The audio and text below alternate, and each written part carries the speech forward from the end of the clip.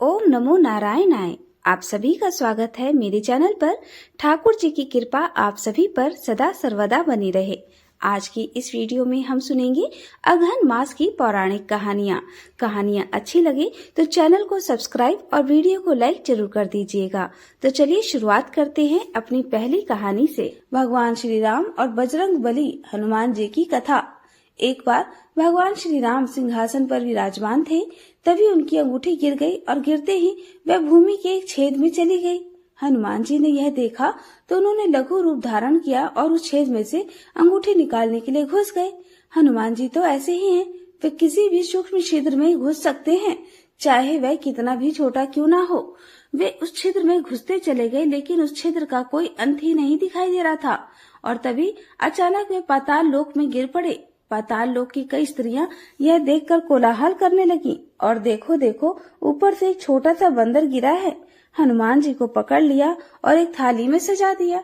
पाताल लोक में रहने वाले भूतों के राजा को जीव जंतु खाना पसंद था, इसलिए छोटे से हनुमान जी को बंदर समझकर उनके भोजन की थाली में सजा दिया गया। थाली पर बैठे हनुमान जी को बंदर समझकर उनकी भोजन की थाली में सजाने के बाद हनुमान जी अब बड़ी मुश्किल में पड़ गए कि क्या करें। उधर राम जी हनुमान जी के छिद्र से बाहर निकलने की प्रतीक्षा कर रहे थे।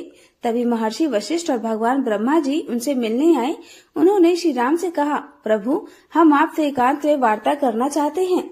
हम नहीं चाहते कि कोई हमारी बात सुने या उसमें कोई बाधा डाले। क्या यह आपको स्वीकार है?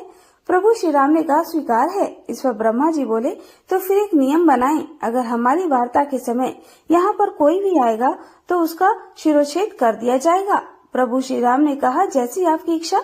अब सवाल यह था कि सबसे विश्वसनीय द्वारपाल होगा कौन, जो किसी को भीतर न आने दे। हनुमान जी तो थे, तो वे तो अंगूठी लेने चले गए थे, अब तक वापस नहीं आए थे। ऐसे में श्री राम जी ने लक्ष्मण जी को बुलाया और कहा कि तुम जाओ और किसी को भीतर मत आने देना। लक्ष्मण जी को भली भांति समझाकर श्री राम ने उन्हें द्वारपाल बना दिया।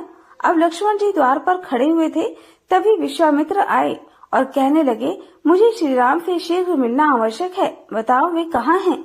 लक्ष्मण जी ने कहा, अरण्य ऋषिवर, अभी आप अंदर नहीं जा सकते, वे कुछ और लोगों के साथ अत्यंत महत्वपूर्ण वार्ता कर रहे हैं। ऋषि विश्वामित्र ने कहा, ऐसी कौन सी बात है भला जो राम मुझसे छुपाए? तब विश्वामित्र ने फिर से कहा कि नहीं, मुझे बिल्कुल अभी इसी समय अंदर जाना है। लक्ष्मण जी ने रोक कर कहा, हे ऋषिवर, क्षमा करें, आपके अंदर जाने देने से पहले मुझे उनसे अनुमति लेनी होगी। तब विश्वामित्र ऋषि ने कहा कि तो जाओ और पूछो उनसे। तब लक्ष्मण जी ने कहा कि मैं तब तक अंदर नहीं जा सकता जब तक कि राम बाहर नहीं आ जाते। अब आपको तो प्रतीक्षा करनी ही होगी।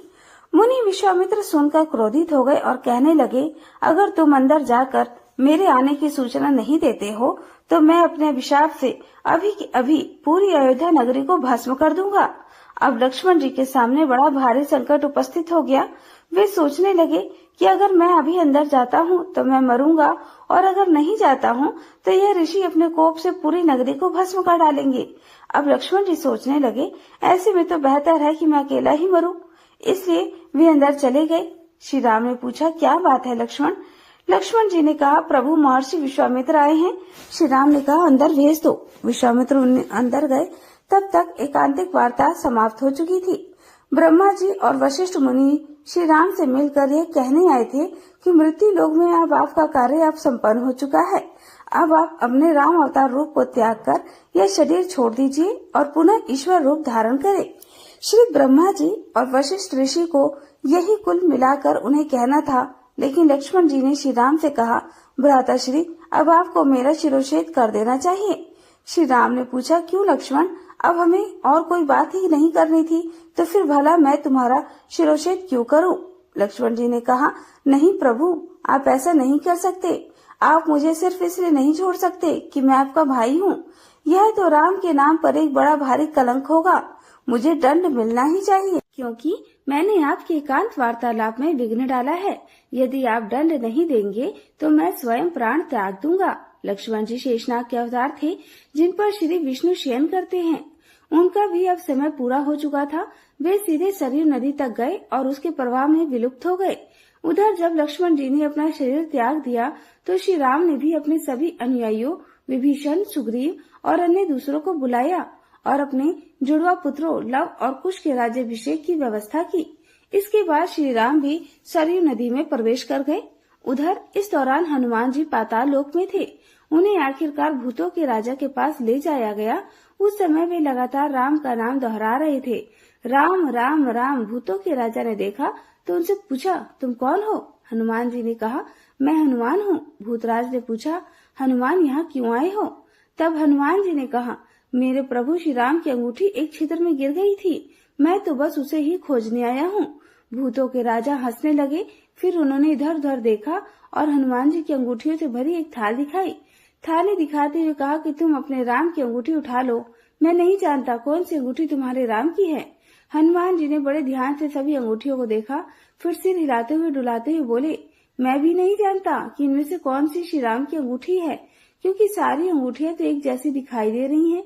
भूतों के राजा ने कहा, इस थाली में जितनी भी अंगूठियां हैं वे सभी श्री राम की ही हैं, लेकिन तुम्हारे राम की इनमें से कौन सी है यह तो बस तुम्हें ही जानना होगा। इस थाली में जितनी अंगूठियां हैं हनुमान उतने ही राम अब तक हो गए हैं। और सुनो हनुमान, जब तक तुम वापस धरती पर लौटोगे तो राम तुम्हें नहीं मिलेंगे। श्री राम का यह अवतार अपनी अवधि अब पूर्ण कर चुका है और जब भी श्री राम की किसी अवतार की अवधि पूरी होने वाली होती है उनकी अंगूठी गिर जाती है और मैं उन्हें उठाकर रख लेता हूँ। अब तुम जा सकते हो। हनुमान जी आश्चर्यचकित होकर वापस लौट गए। यह था आज का प्रसंग। प्रेम से बोलिए सियापति श्री रामचंद्र की जय, बजरंग बली हनुमान जी की जय। अब सुनिए बुधवार की कहानी। पौराणिक ग्रंथों में बुधवार के व्रत की कथा इस प्रकार मिलती है। बहुत समय पहले की बात है कि एक साहूकार का नया नया विवाह हुआ था। उसकी पत्नी अपने मायके गई हुई थी। नया नया विवाह था, नई नई उमंग थी। साहूकार का परिवार भी कुछ खास बड़ा नहीं था। जो वे रिश्तेदार थे उनके घर बहुत दूर थे। अब साहूकार को अकेलापन खाया जा रहा था। उसे रहा नहीं गया और वह जा पहुंचा अपने ससुराल। ससुराल में उसे खूब आवभगत हुई। अगले ही दिन साहूकार ने कह दिया कि विदाई की तैयारी कर लीजिए, हमें निकलना है। अब संयोगवश वह दिन था बुधवार का। सास ससुर ने अपने दामाद को समझाने का प्रयास किया कि बेटा आज बुधवार का दिन है, इस दिन बेटी की विदाई नहीं करने का रिवाज है। बेटी की विदाई तो क्या, किसी भी शुभ कार्य के लिए यात्रा पर जाना बुधवार के दिन शुभ नहीं माना जाता। लेकिन साहूकार नहीं माना और कहा, मैं इन सब बातों को नहीं मानता, आप हमें जाने का आशीर्वाद दीजिए। अब अपने दामाद के साथ आगे सास ससुर की भला कहाँ चलने वाली थी। मन महसूस कर तैयारी करनी पड़ी। बेटी की विदाई कर दी गई। आगे चलते चलते रास्ते में साहूकार की पत्नी को जोर से प्यास लगी। साहूकार जैसे ही अपनी पत्नी के लिए पानी लेने के लिए गया और जब पानी लेकर वापस लौटा तो देखकर हैरान रह गया। उसने देखा कि उसकी ही हमशक्ल कोई व्यक्ति गाड़ी में पत्नी की बगल में बैठा हुआ है। उसकी पत्नी भी एक शक्ल के दो दो व्यक्तियों को सामने देखकर परेशानी में पड़ गई कि उसका पति कौन सा है। जैसे ही साहूकार ने पत्नी के पास बैठे व्यक्ति से पूछा कि वह कौन है तो पलटकर उसने जवाब दिया कि भैया, मैं तो उस नगर का साहूकार हूँ और अपनी पत्नी को लेकर जा रहा हूँ। तुम बताओ तुम कौन हो और मेरी पत्नी पर तुम्हारा अधिकार क्यों जमा रहे हो। ऐसे बहस करते करते दोनों में विवाद पड़ गया। विवाद को देखते हुए राजा के सिपाही वहां पहुंचे और साहूकार को पकड़ लिया। अब सिपाही भी चक्कर में पड़ गए कि दोनों की शक्ल सूरत तो एक समान है। उन्होंने साहूकार की पत्नी से ही पूछा कि बताओ इसमें तुम्हारा पति कौन सा है। अब बेचारी भला वह क्या जवाब देती। तब साहूकार ने हाथ जोड़ लिए और भगवान से विनती की कि हे भगवान, यह आपकी माया है। तभी आकाशवाणी हुई कि मूर्ख, याद कर कुछ समय पहले तूने ही तो अपने सास ससुर की आज्ञा न मानकर भगवान बुद्ध का अपमान किया और बुधवार के दिन तू अपनी पत्नी को लेकर चल पड़ा, जबकि तुझे इस दिन नहीं जाना चाहिए था। वह स्वयं बुद्ध देव हैं जो तुम्हें सबक सिखाने के लिए तुम्हारे वेश में हैं। तब साहूकार ने सच्चे मन से क्षमा मांगी और भविष्य में कभी ऐसा न करने का वचन भी दिया और बुधवार को नियम पूर्वक व्रत का पालन करने का संकल्प लिया। तब जाकर साहूकार के रूप में प्रकट हुए बुद्ध देवता अंतर ध्यान हो गए और साहूकार अपनी पत्नी को लेकर घर आ सका। इस घटना के बाद साहूकार और उसकी पत्नी दोनों नियमित रूप से बुधवार का व्रत का पालन करने लगे। मान्यता है कि जो भी व्यक्ति इस कथा को कहता है, सुनता है, पढ़ता है या बुधवार के दिन यात्रा करने पर भी कोई दोष नहीं लगता और समस्त सुखों की भी प्राप्ति होती है। बुध ग्रह की शांति और सर्व सुख के इच्छुक स्त्री पुरुष बुधवार के दिन इस व्रत को कर सकते हैं।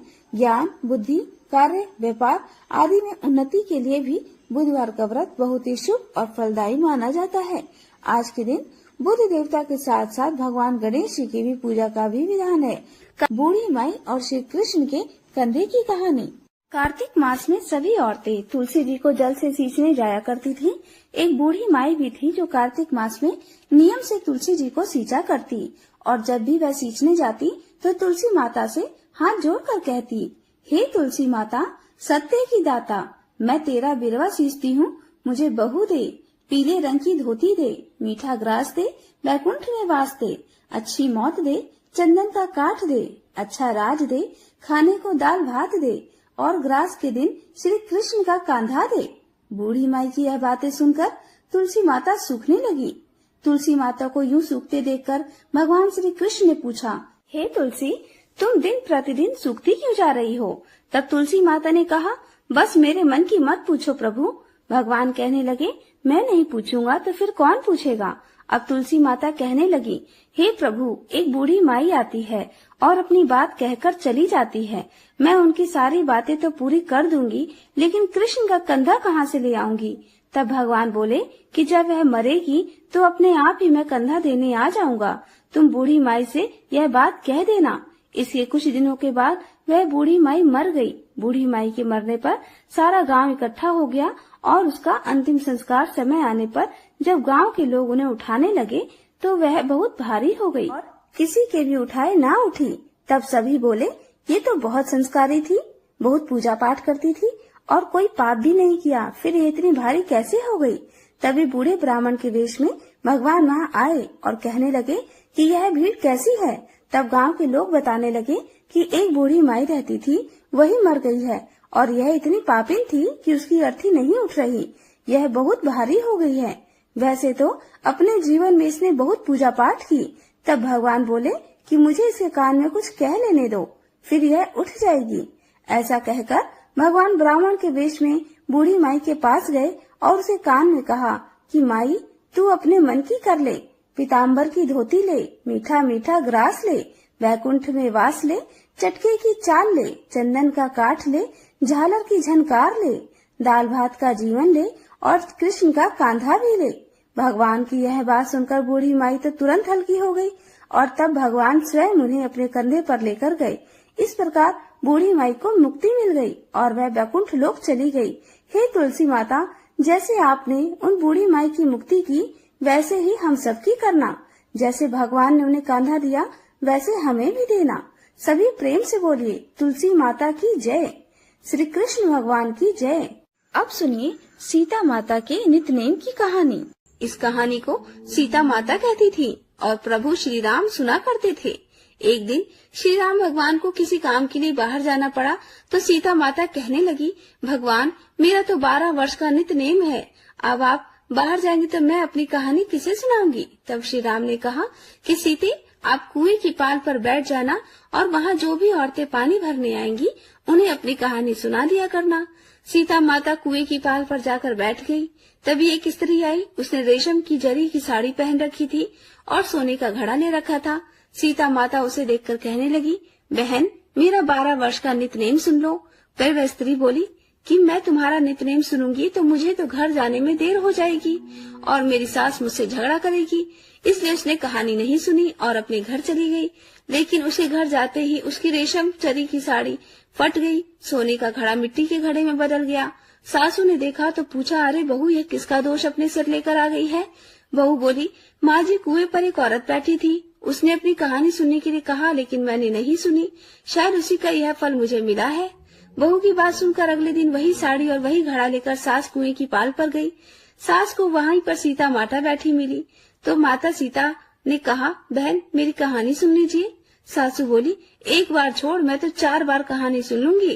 तब सीता माता बोली, राम आए लक्ष्मण आए, देश के पुजारी आए, नित नेम का नेम लाए, आओ राम बैठो राम, तपी रसोई जीमो राम, माखन मिश्री खाओ राम, दूध बताशा पियो राम, सूत के पल का मोठो राम, शाल दुशाला पोठो राम, शाल दुशाला ओढ़ो राम, जब बोलूं राम ही राम, राम सवारे सबके काम, खाली घर भंडार भरेंगे, सबका बेड़ा पार करेंगे, श्री राम जय जय राम। सासू बोली, बहन कहानी तो बहुत अच्छी लगी। फिर कहानी सुनकर सासू घर चली गई और उसकी साड़ी फिर से रेशम जरी की बन गई। मिट्टी का घड़ा भी फिर से वापस सोने के घड़े में बदल गया। बहू ने देखा तो कहने लगी, सासू माँ आपने ये सब कैसे किया? सासू बोली, बहू तू दोष लगा कर आई थी और अब मैं दोष उतार कर आ रही हूँ। बहू ने पूछा कि माँ जी वह कुएं वाली स्त्री कौन है? सासू ने बताया कि वह तो सीता माता थी। वह पुराने से नया कर देती हैं, खाली घर में भंडार भर देती हैं। वह लक्ष्मी का वास घर में कर देती हैं और मनुष्य की जो भी इच्छा हो उसे पूर्ण कर देती हैं। बहू बोली, माँ जी फिर तो ऐसी कहानी मुझे भी सुना दो। सास बोली कि ठीक है तुम भी सुनो। फिर सास ने कहानी शुरू की। राम आए लक्ष्मण आए, देश के पुजारी आए, नित नेम का नेम लाए, आओ राम बैठो राम, तपी रसोई जीमो राम, माखन मिश्री खाओ राम, दूध बताशा पियो राम, सूत के पल का मोठो राम, शाल दुशाला पोठो राम, शाल दुशाला ओढ़ो राम, जब बोलू राम ही राम, राम सवारे सबके काम, खाली घर भंडार भरेंगे, सबका बेड़ा पार करेंगे, बोलो श्री राम जय जय राम। कहानी सुनकर बहू बोली, माँ जी कहानी तो बहुत अच्छी है। सासू ने कहा, ठीक है अब से हम इस कहानी को रोज किया करेंगे। अब सास बहू रोज सवेरे उठती, नहाती धोती और पूजा करने के बाद नित्य नेम की सीता माता की कहानी कहती थी। एक दिन की बात है, उनके यहाँ पड़ोस की एक औरत आई और बोली, बहन जरा सी आँच तो दे देना। तो बहू बोली, आँच तो अभी हमने जलाई ही नहीं। पड़ोसन बोली, तो फिर तुम सुबह 4 बजे उठकर क्या कर रही हो? तो उन्होंने कहा, हम तो सुबह सुबह उठकर पूजा करते हैं, फिर सीता माता की नित्य नेम की कहानी सुनते हैं। पड़ोसन ने उनकी बात सुनकर कहा, सीता माता की कहानी कहने से तुम्हें क्या मिला?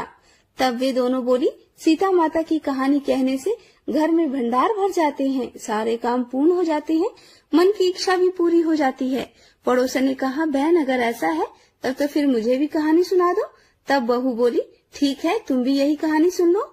राम आए लक्ष्मण आए, देश के पुजारी आए, नित नेम का नेम लाए, आओ राम बैठो राम, तपी रसोई जीमो राम, माखन मिश्री खाओ राम, दूध बताशा पियो राम, सूत के पल का मोठो राम, शाल दुशाला पोठो राम, शाल दुशाला ओढ़ो राम, जब बोलू तब राम ही राम, राम सवारे सबके काम, खाली घर भंडार भरेंगे, सबका बेड़ा पार करेंगे, श्री राम जय जय राम। पड़ोसन ने इस कहानी को सुना तो कहने लगी, बहन कहानी तो बहुत अच्छी लगी। अब वह पड़ोसन भी नित्य नेम सीता माता की कहानी कहने लगी। कहानी कहने से सीता माता ने पड़ोसन के भी धन के भंडार भर दिए। देखते ही देखते अब तो पूरे मोहल्ले में नित्य नेम की कथा चल पड़ी और हर किसी की मनोकामना पूर्ण होने लगी। हे सीता माता, जैसे आपने उन सभी के भंडार भरे वैसे ही हमारे भी भरना। कहानी कहने वाले, सुनने वाले और हुंकार भरने वाले सबकी भरना। सभी प्रेम से बोलिए, सीता मैया की जय। बोलिए श्री विष्णु भगवान की जय हो, कृष्ण भगवान की जय हो। नारद जी ने पूछा, हे भगवान, गोकुल में नंद राय जी के भवन के भीतर श्री कृष्ण को रखकर जब वासुदेव जी ने अपने गृह को प्रस्थान किया, तब नंद राय जी ने किस प्रकार पुत्रोत्सव मनाया? श्री हरि ने वहाँ रहकर क्या किया? वे कितने वर्षों तक वहाँ रहे? हे प्रभु, आप उनकी बाल क्रीड़ा का भी वर्णन करें। पूर्व काल में गोलोक में श्री राधा के साथ भगवान ने जो प्रतिज्ञा की थी, वृंदावन में उस प्रतिज्ञा का निर्वाह उन्होंने किस प्रकार किया? उस समय भूतल पर वृंदावन का स्वरूप कैसा था? रास मंडल कैसा था? सारी बातें बताइए। रास क्रीड़ा और जल क्रीड़ा का भी वर्णन कीजिए।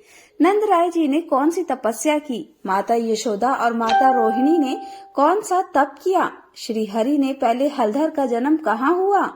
श्री हरि का अपूर्व आख्यान अमृत खंड के समान माना जाता है। साक्षात भगवान श्री कृष्ण योगेंद्रों के गुरु के भी गुरु हैं। जो जिसका अंश होता है वह उसी अंश से सुखी होता है। हे प्रभु, आप ही ने वर्णन किया है, आप दोनों नर नारायण श्री हरि के चरणों में विलीन हो गए थे। उसमें भी आप ही साक्षात गोलोक के अंश है, अतः आप भी उन्हीं के समान महान हैं। इसलिए आप इनका प्रत्यक्ष वर्णन करें। भगवान नारायण जी बोले, हे नारद, ब्रह्मा, शिव, शेष, गणेश, कुर्म, धर्म, मैं, नर और कार्तिकेय, यह श्री कृष्ण के 9 अंश है। अहो, उस गोलोक धाम की महिमा का वर्णन कौन कर सकता है, जिसे हम भी नहीं जानते और ना ही वेद ही जानते हैं। फिर दूसरे विद्वान तो क्या ही जान सकते हैं। शुकर, वामन, कल्की, बुद्ध, कपिल और मत्स्य, यह भी श्री कृष्ण के अंश है और कितने ही अवतार हैं जो श्री कृष्ण की कला मात्र है। नरसिंह देव श्री राम श्वेत द्वीप के स्वामी विराट विष्णु पूर्ण अंश से संपन्न है। श्री कृष्ण परिपूर्णतम परमात्मा है। वे स्वयं ही बैकुंठ और गोलोक धाम में वास करते हैं। बैकुंठ में कमलाकांत कहे जाते हैं और 4 भुजा वाले हैं। गोलोक और गोकुल में श्री कृष्ण निवास करते हैं, 2 भुजा वाले हैं और राधा कांत कहलाते हैं। योगी पुरुष इन्हीं के तेज को अपनाकर धारण करते हैं। भक्त पुरुष इन्हीं भगवान के तेजोमय चरणावृंद का चिंतन करते हैं। हे ब्राह्मण सुनो, मैं तुमसे यशोदा नंद और रोहिणी के तप का वर्णन करता हूँ, जिसके कारण उन्होंने श्री हरि का मुख देखा था। वसुओं में श्रेष्ठ तपोवन द्रोण नंद नाम से इस धरातल पर अवतीर्ण हुए थे। उनकी पत्नी जो तपस्विनी धरा थी, वे ही सती साध्वी यशोदा रानी हुई। सर्पों को जन्म देने वाली नाग माता कदुही माता रोहिणी बनकर इस भूतल पर प्रकट हुई। इसके जन्म और चरित्र का वर्णन करता हूँ, ध्यान से सुनो। एक समय की बात है, पुण्यदायक भारतवर्ष में गौतम आश्रम के पास ही गंधमागन पर्वत पर देवी धरा और द्रोण ने तपस्या आरंभ की। हे मुनि, उनकी तपस्या का उद्देश्य था साक्षात भगवान श्री कृष्ण के दर्शन करना। सुप्रभा के निर्जन तट पर 10,000 वर्षों तक वे दंपति तपस्या करते रहे, परंतु उन्हें श्री हरि के दर्शन नहीं हुए। तब वे दोनों वैराग्यवश अग्निकुंड का निर्माण करके उसमें प्रवेश करने को उदित हो गए। उन दोनों को मरने के लिए उत्सुक देखकर वहां पर आकाशवाणी हुई, हे वसु श्रेष्ठ, तुम दोनों दूसरे जन्म में भूतल पर अवतीर्ण हो गोकुल में अपने पुत्र के रूप में श्री हरि का दर्शन करोगे। योगियों को भी उन भगवान का दर्शन कठिनता से होता है। बड़े बड़े विद्वानों के लिए भी ध्यान के द्वारा उन्हें वश में कर पाना संभव नहीं है। वे ब्रह्मा आदि देवताओं के वंदनीय हैं। यह सुनकर देवी धरा और वसु द्रोण सुखपूर्वक अपने घर को चले गए। फिर भारतवर्ष में जन्म लेकर उन्होंने श्री हरि के मुख के दर्शन किए। इस प्रकार यशोदा और नंद का चरित्र मैंने तुमसे कहा है। अब देवताओं के लिए परम गोपनीय देवी रोहिणी का भी चरित्र सुनो। एक समय देव माता अदिति ने ऋतुमती होने पर श्रृंगारों से सुसज्जित हो अपने पति से कश्यप जी से मिलना चाहा। उस समय कश्यप जी अपनी दूसरी पत्नी सर्प माता कदु के पास थे। कश्यप जी के आने में विलंब होने पर देवी अदिति को बहुत शोक हुआ और उन्होंने कदु को श्राप दे दिया कि वे स्वर्ग लोक को त्याग कर मानव योनि को प्राप्त हो। यह बात को सुनकर देवी कदु ने भी देवी अदिति को श्राप दे दिया कि वे जरा युक्त होकर मृत्यु लोक में मानव योनि में जाए। इस प्रकार दोनों के श्राप ग्रस्त होने पर कश्यप जी ने कदु को सांत्वना देकर समझाया कि तुम मेरे साथ मृत्यु लोक में जाकर श्री हरि के मुख कमल का दर्शन प्राप्त करोगी। उसके बाद कश्यप जी ने देवी अदिति के घर जाकर उनकी इच्छा पूरी की। उसी ऋतु से देवराज का जन्म हुआ।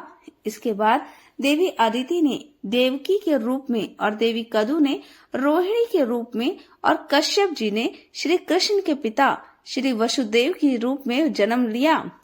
हे नारद, यह सारा गोपनीय रहस्य बताया गया है। अब अनंत अपरमय और सहस्त्रों मस्तक वाले भगवान बलदेव जी के जन्म का वृतांत सुनो।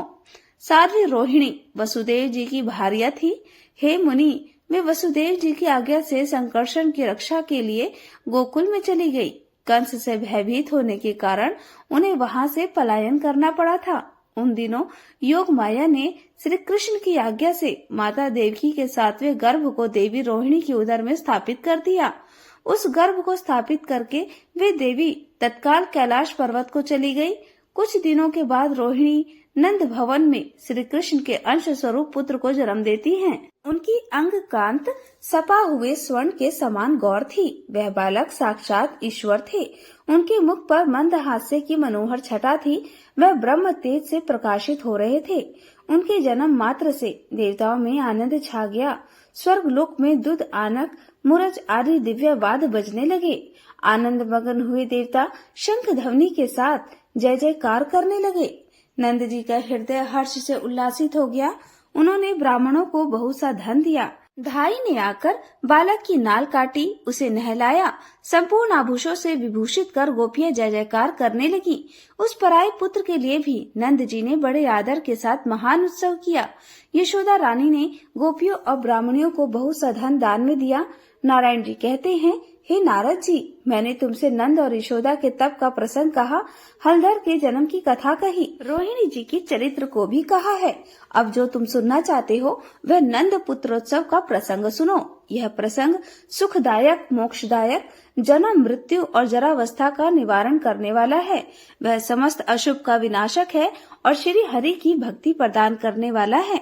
वसुदेव जी ने श्री कृष्ण को नंद भवन में रखा और उनकी कन्या को गोद में लेकर अपने घर को लौट आए।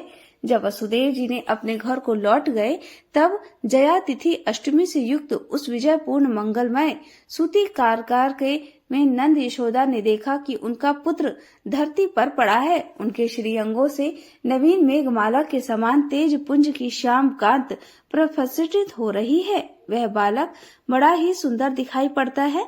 उसकी दृष्टि ग्रह के शिखर भाग की ओर लगी हुई है।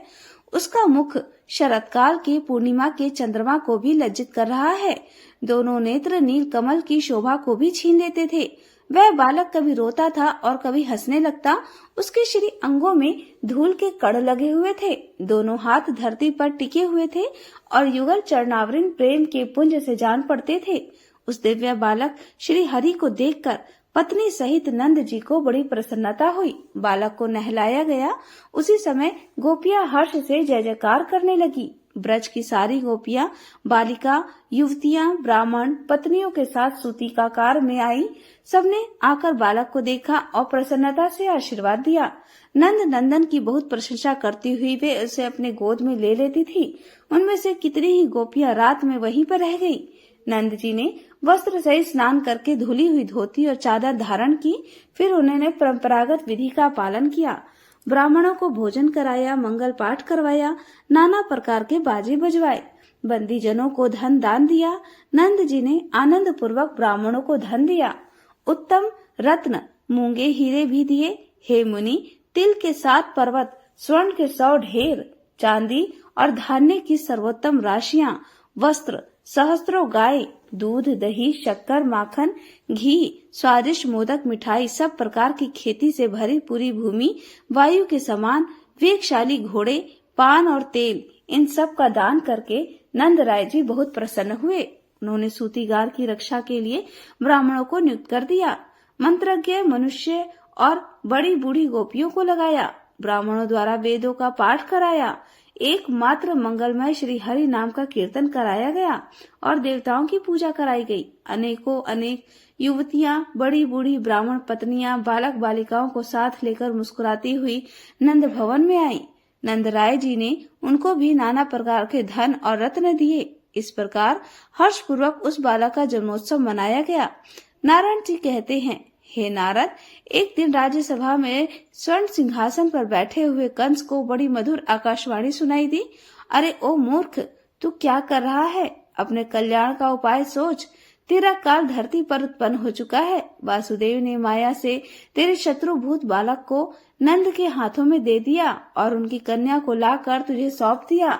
वह कन्या माया का अंश है और वसुदेव के पुत्र के रूप में साक्षात श्री हरि अवतीर्ण हुए हैं। वे ही तेरे प्राण हरेंगे। इस समय गोकुल के नंद मंदिर में उनका पालन पोषण हो रहा है। देवकी का 7वां गर्भ मृतक नहीं है। योग माया ने उस गर्भ को रोहिणी के उदर में स्थापित किया। उस गर्भ से शेष के अंशभूत महाबली बलदेव जी प्रकट हुए हैं। श्री कृष्ण और बलभद्र दोनों ही तेरे काल हैं और इस समय गोकुल के नंद भवन में पल रहे हैं। यह आकाशवाणी सुनकर तो कंस को बड़ी चिंता हुई। उसने अनमनी होकर आहार को भी त्याग दिया और प्राणों से बढ़कर अपनी बहन सती साध्वी पूतना को बुलाकर कहा, हे पूतने, मेरी कार्य की सिद्धि के लिए गोकुल के नंद मंदिर में जाओ और मेरे काल उस बालक को नाश कर दो। हे वत्से, तुम मन के समान वेग से चलने वाली माया, शास्त्र में निपुण और योगिनी हो, अतः माया से मानवीय रूप धारण करो और वहां जाओ। तुम दुर्वासा ऋषि से महामंत्र की दीक्षा लेकर सर्वत्र जाने और सब प्रकार का रूप धारण करने में समर्थ हो। नारद ऐसा कहकर राजा कंस तो चुप हो गया। उधर समीक्षा चारणी पूतना कंस को प्रणाम कर वहां से चल दी। उसने एक परम सुंदरी नारी का रूप धारण किया। उसकी अंग कांत तपाए हुए स्वर्ण के समान प्रकाशित हो रही थी। वह बहुत से प्रकार के आभूषणों से विभूषित थी और मस्तक पर मालती की माला से अलंकृत केश पाश धारण किए हुए थी। ब्रज में पहुंचकर पूतना ने मनोहर नंद भवन की ओर देखा। सोने के दिव्य कलश और चित्रित शुभ्र शिखर उस नंद मंदिर की शोभा को बढ़ाते थे। चारों द्वारों से अलंकृत उस भवन के आभूषण थे। उसमें लोहे के किवाड़ लगे थे और द्वार पर द्वारपाल पहरा दे रहे थे। वह परम सुंदर और रमणीय भवन सुंदरी गोपमंगनाओं से अवशोषित था। मोती, माणिक, पारस, मणि और रतन वैभव से भरे हुए उस दिव्य भवन में स्वर्णमय पात्र और घट भारी संख्या में दिखाई देते थे। करोड़ों गौएं उस भवन के द्वार की शोभा को बढ़ा रही थी। सुंदरी पूतना ने अत्यंत मनोहर वेश धारण करके मंद मुस्कान की छटा बिखेरते हुए नंद मंदिर में प्रवेश किया। उस महल में प्रवेश करती देखकर वहां की गोपियों ने उसका बहुत आदर किया। वे सोचने लगी, यह साक्षात लक्ष्मी है, यह साक्षात दुर्गा है। ऐसा प्रतीत होता है कि कमलालय लक्ष्मी या साक्षात दुर्गा ही श्री कृष्ण का दर्शन करने के लिए यहाँ पर आई हैं। गोपियों और गोपियों ने उसे प्रणाम किया, कुशल समाचार पूछा, बैठने के लिए सिंहासन दिया, पैर धोने के लिए जल अर्पित किया। पूतना ने भी गोपालों को कुशल मंगल पूछा। वह सुंदरी मुस्कुराती हुई सिंहासन पर बैठ गई। उसने बड़े आदर के साथ गोपियों का दिया हुआ पाद्य जल ग्रहण किया। तब सब गोपियों ने पूछा, हे स्वामिनी, तुम कौन हो? इस समय तुम्हारा निवास कहाँ है? तुम्हारा नाम क्या है और तुम यहाँ पर किस प्रयोजन से आई हो? सारी बातें बताओ। उन गोपियों का वचन सुनकर वह भी मनोहर वाणी में बोली, मैं मथुरा की रहने वाली एक गोपी हूँ और इस समय एक ब्राह्मण की पत्नी हूँ। मैंने संदेशवाहक के मुख से सुना है कि वृद्धावस्था में नंद राय जी के यहाँ एक पुत्र जन्म हुआ है। यह सुनकर मैं उस पुत्र को देखने आई और आशीर्वाद देने आई हूँ। तुम लोग नंदन को ले आओ, मैं उसे देखूंगी और आशीर्वाद देकर यहाँ से चली जाऊंगी। ब्राह्मणी का यह वचन सुनकर यशोदा जी का मन तो खुशी से झूम उठा। उन्होंने बेटे से प्रणाम करवाया और उसे ब्राह्मणी की गोद में दे दिया। बालक को गोद में लेकर उस सती साध्वी पुण्यवती पूतना ने बार बार उसके मुख को चूमा और सुख पूर्वक बैठाकर श्री हरि को दूध पिलाने लगी। श्री हरि को दूध पिलाते पिलाते यशोदा रानी से बोली, हे गौक सुंदरी, तुम्हारा यह बालक तो अत्यंत अद्भुत है। गुरु तो मैं तो साक्षात भगवान नारायण के समान है। श्री कृष्ण उनके विषैले स्तन को पीकर उसकी छाती पर बैठे बैठे हंसने लगे। उन्होंने उस विष मिश्रित दूध को सुधा के समान बांधकर पूतना के प्राणों के साथ ही पी लिया। साध्वी पूतना अपने प्राणों के साथ ही बालक को त्याग दिया। हे मुनि, वह प्राणों का त्याग कर पृथ्वी पर गिर गई और आकार और मुख से विकराल दिखाई देने लगी। वह उत्तान मुख होकर गिरी थी। उसने स्थूल शरीर को त्याग कर सूक्ष्म शरीर में प्रवेश किया। फिर वह शीघ्र ही रतन सारणी में दिव्य रथ पर बैठ गई। उस विमान को लाखों मनोहर दिव्य और श्रेष्ठ पार्षद सब ओर से घेर कर बैठे थे। उनके हाथों में चवर थे। लाखों दिव्य दर्पण उस रथ की शोभा को बढ़ाते थे। उस रथ में 100 पहिए लगे हुए थे। वह सुंदर विमान रत्नों के तेज से प्रकाशित हो रहा था। वे सभी उस विमान में बिठाकर गोलोक धाम में ले गए। इस दृश्य को देखकर गोप और गोपियां चकित हो गईं। कंस को भी सारा समाचार सुनकर बड़ी हैरानी हुई।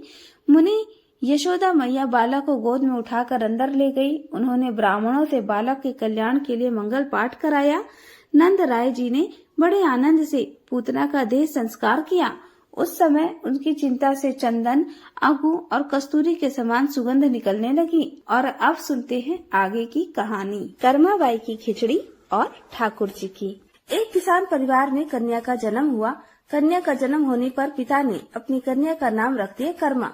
परिवार के सभी लोग कर्मा को कर्माबाई कहकर पुकारने लगे।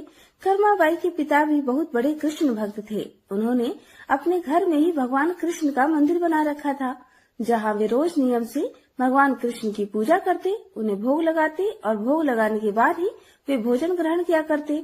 अब यह उनका हर दिन का नियम था। इसी प्रकार धीरे धीरे समय बीतता गया। कर्माबाई रोज अपने पिता को कृष्ण भगवान की पूजा करते देखती, उन्हें भोग लगाते देखती। साथ ही कर्माबाई यह भी बहुत ध्यान से देखती कि जब तक भगवान कृष्ण को उसके पिता भोग नहीं लगा लेते, वे भोजन नहीं करते। धीरे धीरे अपने परिवार में यह सब देखते और सीखते कर्माबाई का बचपन बीत रहा था। कर्माबाई भी भगवान कृष्ण की पूजा करती थी। अब कुछ वर्ष बीते। कुछ वर्षों के बाद कर्माबाई के पिता कुछ दिनों के लिए तीर्थ यात्रा पर जाने लगे। यात्रा पर जाने से पहले उन्होंने अपनी पुत्री को यानी कि कर्माबाई को भगवान कृष्ण की पूजा विधि समझाई और कहने लगे कि वह भगवान कृष्ण को भोग लगा कर ही भोजन ग्रहण करे, घर का अच्छे से ध्यान रखेगी। इस प्रकार कर्माबाई ने अपने पिता से कहा कि पिताजी आप परेशान मत होइए, मैं भगवान कृष्ण को हर दिन नियम से भोग लगाऊंगी, उनकी अच्छे से देखभाल भी करूंगी। इस प्रकार पिता अपने घर की देखरेख का जिम्मा कर्माबाई को सौंपकर कुछ दिनों के लिए तीर्थ यात्रा पर चले गए। अब अगले दिन कर्माबाई ने सुबह जल्दी उठकर घर की साफ सफाई की और स्नान करके जल्दी जल्दी उठकर कृष्ण भगवान को भोग लगाने के लिए बाजरे की खिचड़ी बनाई। अब जब कर्माबाई ने खिचड़ी की थाली में डाला, उसमें घी और गुड़ मिलाया और कृष्ण भगवान को भोग लगाने के लिए खिचड़ी की थाली भगवान के सामने रख दी। तब हाथ जोड़कर उसने कहा, भगवान आपको जब भी भूख लगे तब आप ये खिचड़ी खा लेना, मैं तब तक घर के दूसरे काम कर लेती हूँ। ऐसा कहकर कर्माबाई अपने काम में लग गई।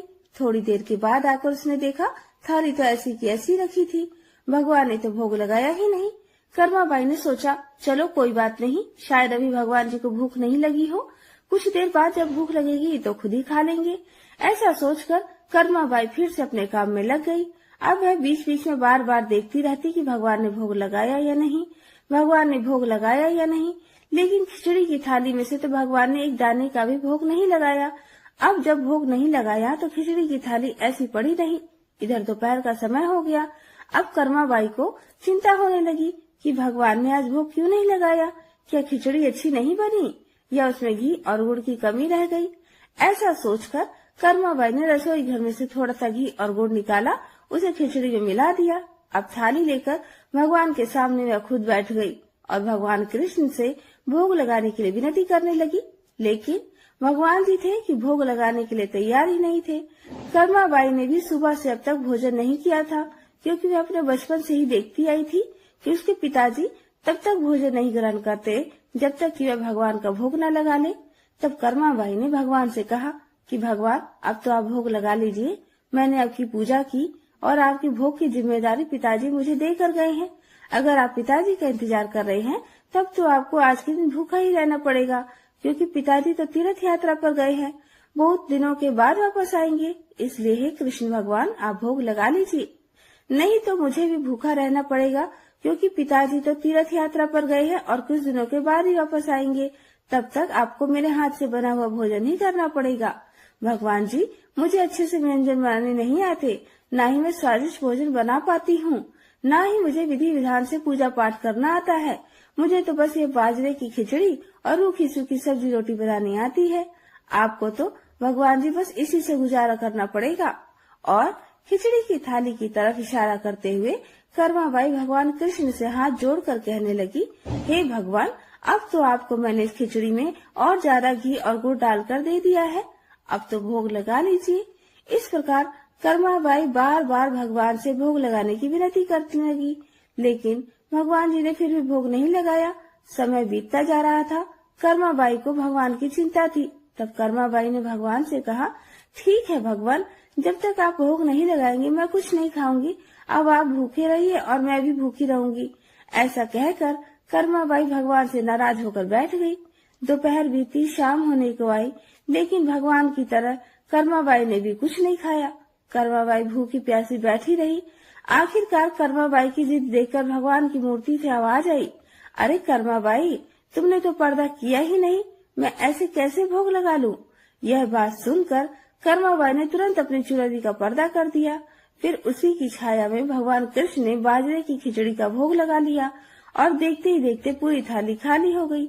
यह देखकर कर्माबाई भगवान से कहने लगी, हे प्रभु बस इतनी सी बात थी तो पहले ही बता देते, सारा दिन खुद भी भूखे रहे और मुझे भी भूखा रखा। इसके बाद भगवान को भोग लगाकर कर्माबाई ने भी भोजन ग्रहण किया। अब कर्माबाई का रोज का यह नियम बन गया। कर्माबाई रोज सुबह जल्दी उठकर सबसे पहले भगवान के लिए भोज बनाती और भोग की थाली भगवान के सामने रखकर पर्दा लगाकर बैठ जाती और थोड़ी देर बाद देखती तो थाली पूरी की पूरी खाली मिलती। यह देखकर कर्मा बहुत खुश हो जाती और खुशी खुशी करके बाकी काम निपटाने लगती।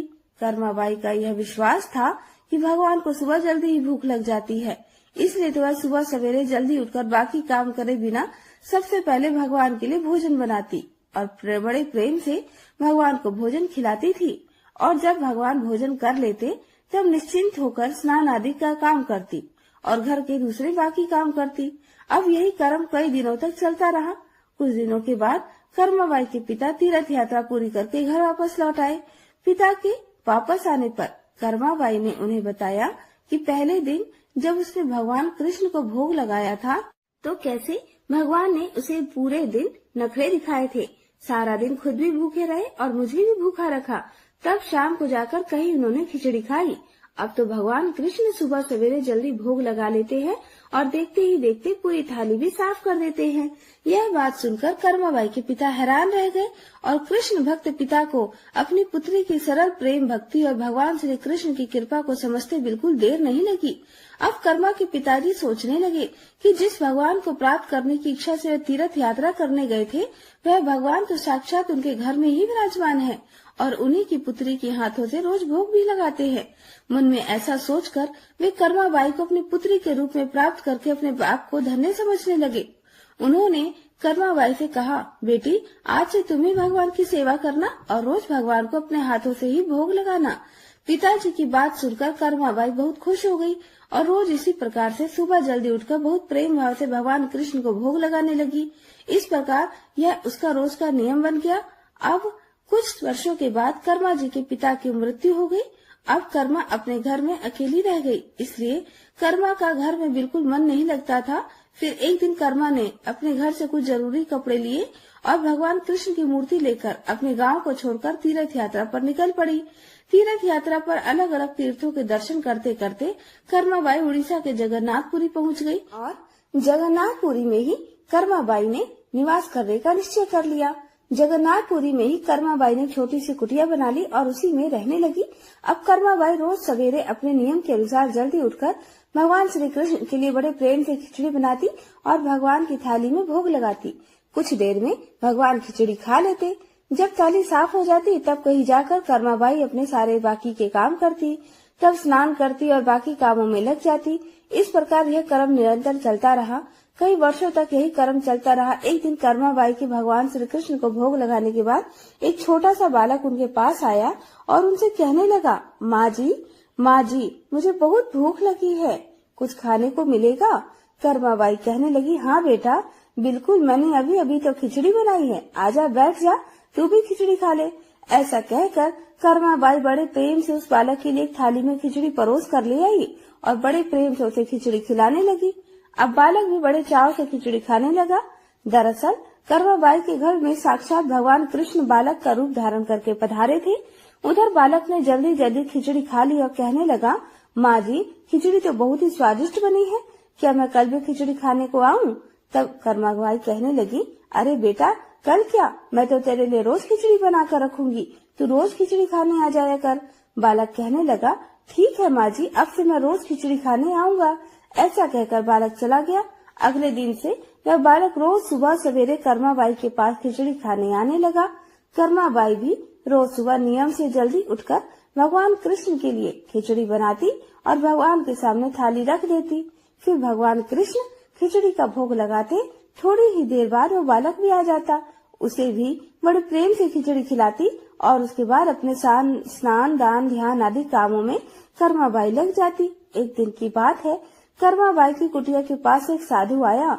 बातों ही बातों में उसे पता चला कि कर्माबाई बिना स्नान ध्यान किए और बिना चूल्हा चौका किए भगवान कृष्ण के लिए खिचड़ी बनाती है और भोग लगाती है। तब उसने कर्माबाई के पास जाकर कहा कि स्नान किए बिना भगवान की पूजा करने और भोग लगाने से बड़ा भारी पाप लगता है, इसलिए उसने कर्माबाई को स्नान करके पूरी विधि विधान से पूजा करके भोग लगाने को कहा। साधु की बात सुनकर भोली भाली कर्माबाई अगले दिन सुबह जल्दी उठकर स्नान करके खिचड़ी बनाने लगी, फिर पूरे विधि विधान से पूजा करके भोग लगाने लगी। लेकिन यह सब करने में कर्माबाई को बहुत देर लग जाती। अब वो बालक तो रोज सुबह अपने समय से आ जाता और कर्मा से कहता, माँ जी मुझे भूख लगी है, जल्दी से खिचड़ी तो दे दो, माँ जल्दी करो। और जल्दी।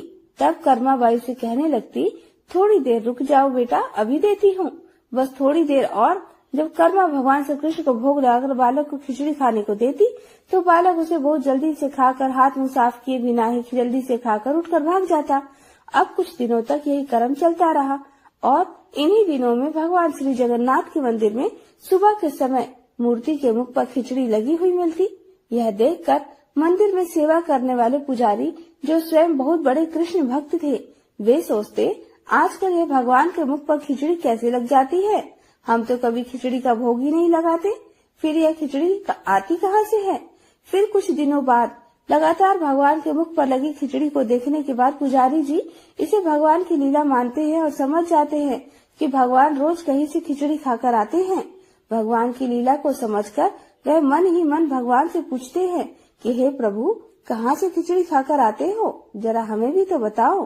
फिर उसी रात भगवान ने पुजारी को सपने में दर्शन दिए और कहने लगे, मेरी एक भक्त है कर्माबाई, जो जगन्नाथपुरी में ही रहती है।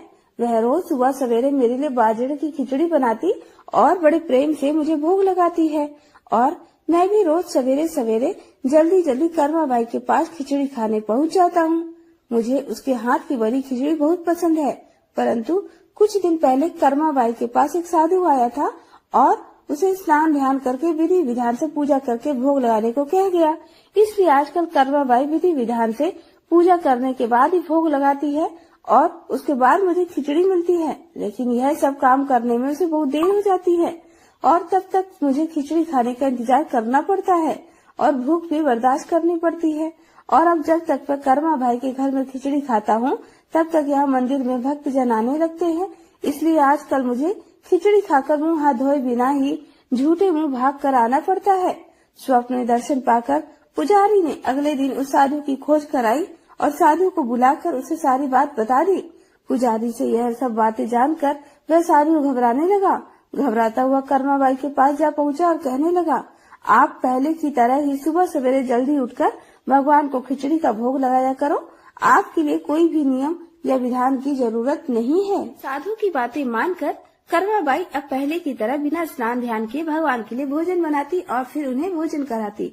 तब तक वह नन्हा बालक भी उनके पास खिचड़ी खाने पहुंच जाया करता। इस तरह से यह क्रम लगातार चलता रहा और एक दिन कर्माबाई संसार को छोड़कर प्रभु के धाम में चली गई।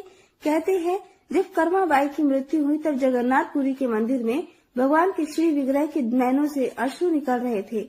यह देखकर मंदिर के सभी पुजारी और जगन्नाथपुरी के राजा भी मंदिर में उपस्थित हो गए और प्रभु से विनती करने लगे, हे प्रभु, क्या हमसे कोई भूल या अपराध हो गई है जिसके कारण जगत के पालनहार की आंखों से आंसू निकल रहे हैं।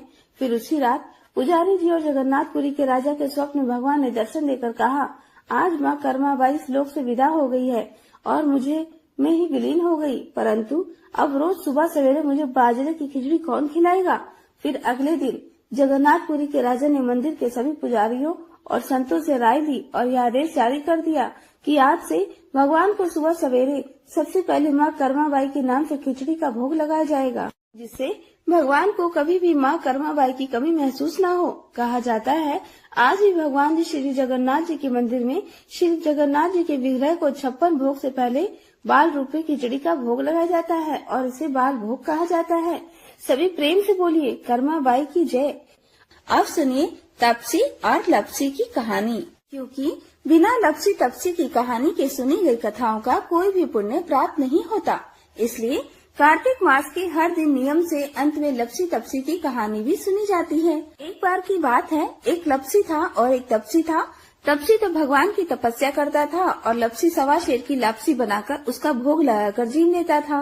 एक दिन वे दोनों आपस में झगड़ा करने लगे। तपसी बोला, मैं बड़ा हूँ। लपसी बोला, मैं बड़ा हूँ। इतने में देवर्षि नारद वहाँ आए और बोले, तुम दोनों क्यों झगड़ा कर रहे हो। लपसी ने बताया कि हे देवर्षि, मैं बड़ा हूँ। और तपसी ने कहा, मैं बड़ा हूँ। तपसी बोला, मैं सारा दिन भगवान की पूजा करता हूँ, इसलिए मैं बड़ा हूँ। यह सुनकर नारद जी ने कहा कि मैं तुम्हारा फैसला कल कर दूंगा। कार्तिक मास चल रहा था। दूसरे दिन लपसी और तपसी नहा कर आए तो नारद जी ने 1.25 करोड़ की अंगूठी उनके सामने फेंक दी। लपसी का ध्यान उस अंगूठी पर नहीं गया।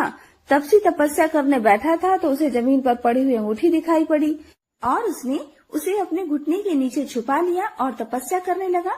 उधर लपसी लापसी बनाकर उसका भोग भगवान को लगाकर जीवने बैठ गया।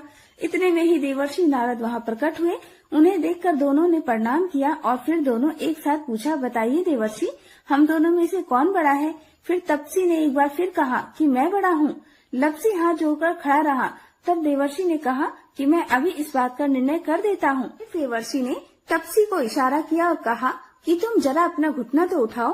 तब तपसी के घुटने के नीचे 1.25 करोड़ की अंगूठी निकली, जिसे देखकर नारद जी बोले, यह अंगूठी तूने चुराई है, तुझे तेरी तपस्या का फल नहीं मिलेगा। तब तपसी बोला, हे नारद जी, मेरी तपस्या का दोष कैसे दूर होगा? नारद जी ने कहा, रोटी बनाकर बाटियां नहीं बनाया तो तुझे फल मिलेगा, ब्राह्मण जमाकर दक्षिणा नहीं दी तो तुझे फल मिलेगा, साड़ी देकर ब्लाउज नहीं दिया तो तुझे फल मिलेगा, और जो दिए से दिया जलाए उसका फल तुझे मिलेगा। सब व्रत त्योहारों की कहानी सुनने के बाद जो तेरी कहानी ना सुने उसका फल तुझे मिलेगा। तब से लपसी की तपसी कहानी सुनी और सुनाई जाती है। कहानी सुनने के बाद कहा जाता है, लपसी का फल लपसी ना होयो, तपसी का फल तपसी ना होयो, माँ की कहानी कथा का फल माने को हो। यह थी लपसी और तपसी की कहानी। गणेश जी की कहानी। एक समय की बात है, एक तालाब में एक मेढक और मेढकी रहा करती थी। मेढकी हमेशा सुबह जल्दी उठती और तालाब से बाहर आकर पाल पर बैठ जाती थी और 6वां पहर दिन चढ़ने तक गणेश जी की पूजा करती थी। मेढकी की इस तरह गणेश जी की पूजा करना मेढक को बिल्कुल भी अच्छा नहीं लगता था। वह कहता कि कौन है गणेश जी? मैं तो किसी गणेश को नहीं जानता हूँ, ना तो मिट्टी खाती है और भूखी प्यासी पाल पर बैठी रहती है। मुझे देखो कितना हट्टा कट्टा हूँ, कोई विनायक जी की पूजा भी नहीं करता, पर मेढकी पर मेढक की बातों का कोई असर नहीं होता। मेढक रोजाना इसी तरह चिल्लाता रहता। तो यह सुनते सुनते एक दिन गणेश जी भगवान नाराज हो गए और गणेश जी की माया से उसी तालाब पर राजा की एक दासी पानी भरने के लिए आती है और घड़े में जैसे ही पानी भरती है तो मेढक और मेढकी पानी के साथ उस घड़े में चले जाते हैं। तो वह घर ले जाकर उस पानी के घड़े को भट्टी पर चढ़ा देती है और नीचे आग भी जला देती है। तो जैसे ही पानी गर्म होता है तो मेढक तो बुरी तरह से जलने लगता है और जोर जोर से चीखने चिल्लाने लगता है और मेढकी अपने गणेश जी की पूजा करती रहती है। तो वह कहता है कि मेढकी, मैं तो गर्म पानी में जल रहा हूँ और तुम आराम से बैठी हो। तो मेढकी बोली, नहीं, मैं तो बिल्कुल नहीं जल रही, मुझे तो ठंडी ठंडी हवा आ रही है। इस पर मेढक कहने लगा, कैसी बातें कर रही हो, घड़े के अंदर पानी उबल रहा है और तुम कह रही हो कि मुझे तो ठंडी हवा आ रही है। तब मेढकी कहने लगी, मैं तो गणेश जी की पूजा करती हूँ और गणेश जी भगवान मेरी रक्षा भी करते हैं। यह सुनकर मेढक बोला कि आज तो तू तेरे गणेश जी का ध्यान कर, हम इस मुसीबत से छूट जाएं, हमारी जान बच जाए। फिर आज के बाद मैं भी तुम्हारे साथ रोजाना 1.25 पहर दिन चढ़ने तक गणेश जी की पूजा करूंगा और तब तक कुछ नहीं खाऊंगा। पूजा करने के बाद ही गार मिट्टी खाया करूंगा। मेढक के कहने पर मेढकी ने मन ही मन गणेश जी का स्मरण किया। तो गणेश जी की माया से वहाँ 2 सांड लड़ते हुए आए और उस मटके से टकरा गए। अब मटका फूट गया और मेढकी बाहर निकलकर तालाब में पहुँच गए। अब मेढक को गणेश जी की माया समझ में आ गई। अब वह भी रोजाना मेढकी के साथ 1.25 पहर दिन चढ़ने तक तालाब की पाल पर बैठकर गणेश जी भगवान की पूजा और अर्चना किया करता था। हे गणेश जी महाराज, जैसे आपने मेढक मेढकी की रक्षा की, वैसे ही सभी भक्तों की और उनके परिवार की रक्षा करना, सुख समृद्धि प्रदान करना, उनका सुख सौभाग्य बनाए रखना। बोलिए गणेश जी महाराज की जय। अब आपको सुनाते हैं विष्णु भगवान के परम भक्त एक सेठानी की कहानी। एक समय की बात है, एक नगर में एक सेठ और सेठानी रहा करते थे। उनकी कोई संतान नहीं थी। सेठानी रोजाना भगवान श्री हरि विष्णु जी की पूजा करती थी। सेठ जी को उसका पूजा करना बिल्कुल भी अच्छा नहीं लगता था। वह संतान न होने की वजह से बहुत ही दुखी रहा करती थी। सेठ जी ने कई बार सेठानी को पूजा करने से मना किया, पर सेठानी पर सेठ जी की बातों का कोई असर नहीं होता। एक दिन दोनों में किसी बात को लेकर कहासुनी हो गई और बात बढ़ते बढ़ते इतनी बढ़ गई कि सेठ जी ने सेठानी जी को घर से निकाल दिया। सेठानी घर से निकलकर जंगल की ओर चल पड़ी। चलते चलते शाम हो गई। फिर सेठानी ने देखा कि एक खदान पर 4 आदमी मिट्टी खोद रहे हैं। तो उसने वहां जाकर कहा कि भैया, मुझे नौकरी पर रख लो, तो उन्होंने सेठानी को काम पर रख लिया और कहा कि तुम इस मिट्टी को खोद दो। तो सेठानी मिट्टी खोदने लगी। थोड़ी देर मिट्टी खोदी कि उसके हाथों में छाले पड़ गए। फिर उसके हाथों की हालत देखकर वे आदमी कहने लगे कि बहन, लगता है तुम किसी अच्छे घर की महिला हो, तुम्हें काम करने की आदत नहीं है, यह काम तुम रहने दो और हमारे घर का काम कर दिया करो। तो वह चारों आदमी उसे अपने साथ घर ले आए। वह 4 मुट्ठी अनाज लाते, सारे मिल बांट कर खा लेते। तो एक दिन सेठानी ने कहा कि ऐसा करना, कल से तुम 8 मुट्ठी अनाज लाना। तो अगले दिन वह 8 मुट्ठी अनाज लाए और सेठानी पड़ोस से आग मांग कर लाई और फिर अच्छा सा भोजन तैयार किया। भोजन तैयार करके सबसे पहले विष्णु भगवान को भोग लगाया और फिर अपने भाइयों को स्वादिष्ट भोजन परोसा। भोजन करके सभी भाइयों ने कहा कि आज तो भोजन बहुत ही स्वादिष्ट बना है। तो सेठानी ने कहा कि भगवान का झूठा हमेशा ही स्वादिष्ट होता है। इस तरह सेठानी उनके घर पर रहने लगी तो उनके घर में अन्न धन का वास हो गया और उनकी आमदनी में भी बरकत होने लगी। धीरे धीरे उसके भाइयों ने सुख सुविधा का सारा सामान खरीद लिया। फिर सभी के सभी हंसी खुशी रहने लगे। लेकिन सेठानी ने विष्णु जी को भोग लगाना नहीं छोड़ा। उधर सेठ जी सेठानी के जाने के बाद बड़ा ही दुखी रहने लगे, क्योंकि उनके घर से जाते ही उनका सारा अन्न धन नष्ट हो गया। अब हालत ऐसी हो गई कि उसे एक समय का भोजन भी नसीब नहीं होता था। उसकी दुखी अवस्था को देखकर उसके पड़ोसी कहते कि यह तो सेठानी के भाग से ही खाता था, उसे तो इसने निकाल दिया, अब तो इसे भूखा ही मरना पड़ेगा। तो रोजाना एक ही बात सुनकर सेठ जी को अपने ऊपर पछतावा होने लगा और उन्होंने सोचा कि मैं सेठानी को ढूंढ कर लाऊंगा। फिर दूसरे ही दिन सेठ जी सुबह जल्दी निकल पड़े। ढूंढते ढूंढते वे भी उसी जंगल में पहुंच गए जहाँ वे चारों भाई मिट्टी खोद रहे थे। सेठ जी ने उन्हें देखा तो कहा, भाई मुझे भी काम पर रख लो। फिर उन चारों भाइयों ने उन्हें काम पर रख लिया, लेकिन मिट्टी खोदने से उसके हाथों में भी छाले पड़ गए। तो उसकी यह हालत देखकर वे बोले कि तुम्हें काम की आदत नहीं है, तुम हमारे साथ चलो और हमारे घर में ही रह लो।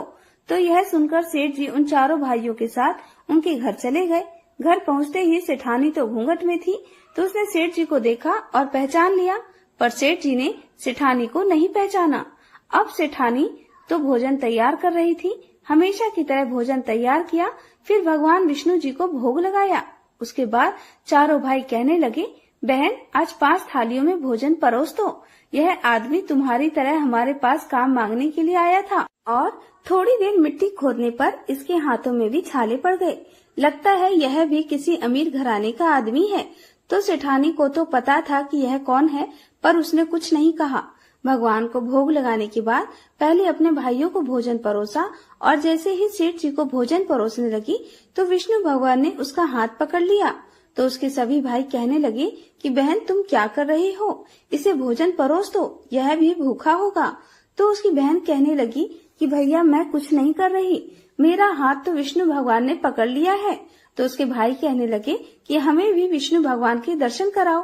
तो उसने भगवान से प्रार्थना की कि हे भगवान, आज आप प्रकट होकर हमें दर्शन दो। आज मेरी परीक्षा है, अगर आज भी आपने मुझे दर्शन नहीं दिए तो मेरी बात को कौन मानेगा। तब सेठानी के दीन वचन सुनकर भगवान श्री हरि विष्णु वहाँ प्रकट हो गए और सेठ जी से कहने लगे कि तुम्हारी पत्नी सच्ची विष्णु भक्त है, यह हमेशा मेरी पूजा करती है और आपने इसकी पूजा को ढोंग बताकर इसे घर से निकालकर अच्छा नहीं किया। इसी की वजह से आज तुम दर दर की ठोकरें खाते फिर रहे हो। तो यह बात सुनकर उसके चारों भाई और सेठ सेठानी का मुंह ताकने लगे। तब विष्णु भगवान ने कहा कि मैं सेठानी की श्रद्धा भक्ति से बहुत प्रसन्न हूँ और मैं यह आशीर्वाद देता हूँ कि जहाँ भी यह सेठानी रहेगी वहाँ हमेशा अन्न धन के भंडार भरे रहेंगे। साथ ही इसे मैं पुत्र प्राप्ति का वरदान भी देता हूँ। यह कहकर भगवान श्री हरि विष्णु अंतर्ध्यान हो गए।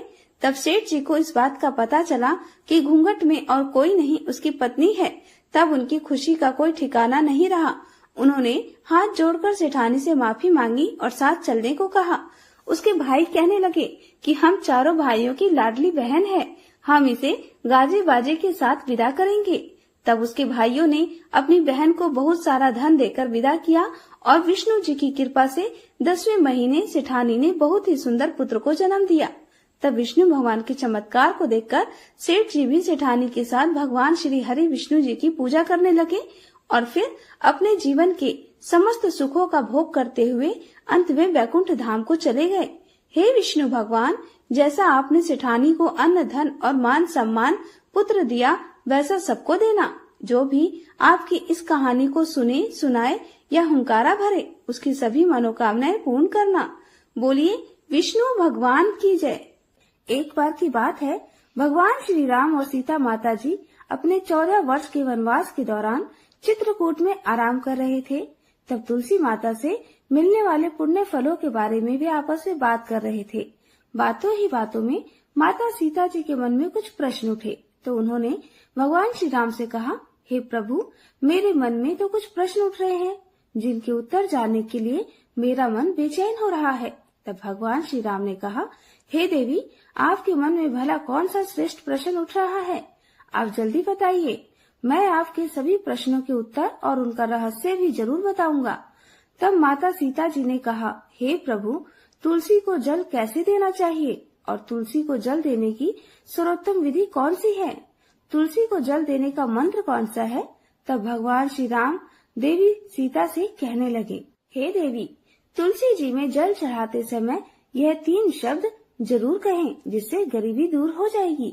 एक बार माता सीता ने भगवान श्री राम से तुलसी जी को जल देने के महत्व के बारे में पूछा, तो भगवान ने उन्हें उसका महत्व सुनाया। तब आगे माता सीता जी ने कहा, हे स्वामी, आपने मुझे तुलसी जी को जल देने का महत्व तो बता दिया, परंतु अब मेरे मन में यह जानने की जिज्ञासा हो रही है कि तुलसी को जल कैसे देना चाहिए। जल की सर्वोत्तम विधि कौन सी है? जल देने का मंत्र कौन सा है? कृपया आप मुझे इन सभी प्रश्नों का उत्तर दीजिए। तब भगवान श्री राम ने माता सीता जी से कहा, हे प्रिय, जिस प्रकार से मैंने तुम्हें तुलसी का महात्म्य सुनाया है, उसी प्रकार से तुलसी को जल देते समय बोले जाने वाले मंत्र का भी बड़ा महत्व है। यह मंत्र केवल 3 शब्दों का है, परंतु इसका प्रभाव बहुत ही चमत्कारी है। जो भी मनुष्य नित्य तुलसी को जल देते समय अपने मुख से केवल यह 3 शब्द बोल देता है, तो साक्षात माँ लक्ष्मी उसके घर में प्रवेश करती है और उसकी दरिद्रता दूर करती है। उसे धन धान्य की प्राप्ति होती है।